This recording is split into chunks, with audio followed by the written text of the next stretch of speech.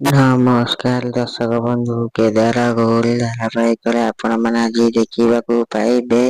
କେଦାର କହିବେ ଗୌରୀ ତମେ ସିଓର ମାନେ 100% ସିଓର ସେ ଜୀବନ ଥିଲା ବୋଲି। ଏହାପରେ ଗୌରୀ କହିବେ 100% ସିଓର ହୋଇକି ମୁଁ କହିପାରିବି ନାହିଁ। ତା ମୁହଁରେ ଗାମୁଛା ଗୁଡା ହୋଇଥିଲା, କିନ୍ତୁ ମୋର ଦୃଢ ଧାରଣା ସେ ଜୀବନ, ନହେଲେ ସିଏ ମତେ ଦେଖିକି ଦୌଡୁଥାନ୍ତା କାହିଁକି?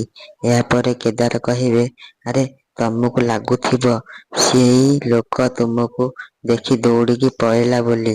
ହୁଏତ ସେଇ ଲୋକର ଅର୍ଜେଣ୍ଟ କିଛି କାମ ଥିବ, ସେଥିପାଇଁ ସେ ତରତର ହୋଇ ଦୌଡିକି ପଳେଇଲା। ଏହାପରେ ଗୌରୀ କହିବେ ମୁଁ ତାକୁ ମନ୍ଦିର ବାହାରେ ଦେଖିଲି। ଯଦି ସିଏ ଆଉ କିଏ ହୋଇଥାନ୍ତା ତାହେଲେ ତାର ମନ୍ଦିରରେ କାମ କଣ ଥାନ୍ତା?